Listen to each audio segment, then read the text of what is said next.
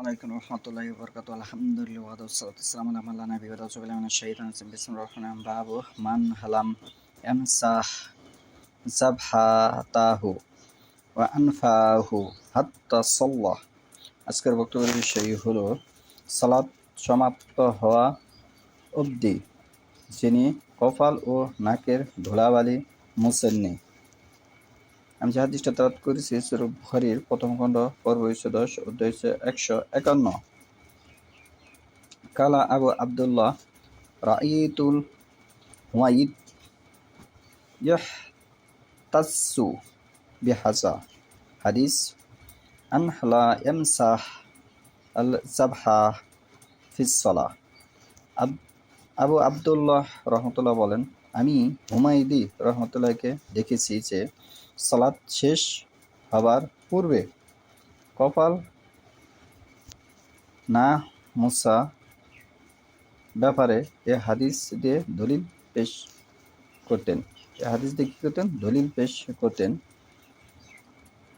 আন আবি সালামা কালা সাআলতু আবু সাইদ খুদরি কালা রাঈতু রাসূলুল্লাহ সাল্লাল্লাহু আলাইহি ওয়াসাল্লাম ইয়াসজুদু ফিল মাই ওয়াত তিন হাত্তা রাঈতু ইসরা তিন ফি জাবহাতিহি।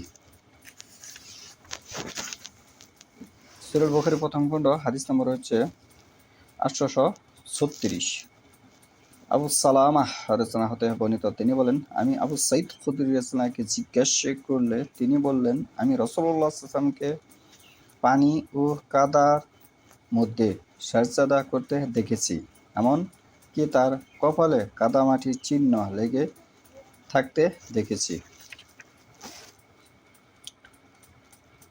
ইসরাহ চিহ্ন, রাঈতু হচ্ছে আমি দেখেছি, ইসরা হচ্ছে চিহ্ন, তিন হচ্ছে মাটি, ফি জাবহাতি তার কপালে আমি মাটি লেগে থাকতে দেখেছি। ইয়াসজুদু সেজদা, ফিল মাই পানির মধ্যে সে কি করছে? সেজদা করছে। তিন মাটির মধ্যে সেজদা করছে। এখন আমাদের ভারতবর্ষ সহ পৃথিবীর অসংখ্য জায়গায় যে মসজিদে টাইলস করা হয়েছে, তাহলে এখানে তারা দলিল উপস্থাপনা করবে যে এখন দুনিয়া আপডেট হয়েছে, এখন আমরা অনেক টাকা পয়সা আলা হয়েছি, এখন অনেক কিছু আমাদের হয়েছে, কিন্তু এই কারণে আমরা মসজিদ টাইলস লাগিয়ে পরিপূর্ণ করেছি। সেকালেও কিন্তু টাকা পয়সা ছিল, অনেক কিছু ছিল, তারা মসজিদ সোনা দানা দিয়ে সাজাতে পারত, কিন্তু তারা কি করেনি, তারা সেটি সাজায়নি। তার মানে এই হাদিসে যে কাদামাটির মধ্যে সেজদা করেছে আল্লাহ রাসূল, তার মানে কি আমাদের করতে হবে? ঠিক তা নয়, অনুরূপ, কিন্তু আল্লাহ রাসূল সাল্লাল্লাহু আলাইহি ওয়াসাল্লাম সে এভাবে করেছেন। বিষয়টা হচ্ছে এটি যে ইসজুদু সেজদা করা, ইয়া হচ্ছে ফিল মুজারি, এটি পৃথিবী ধ্বংস আক্তরি এভাবেই থাকবে।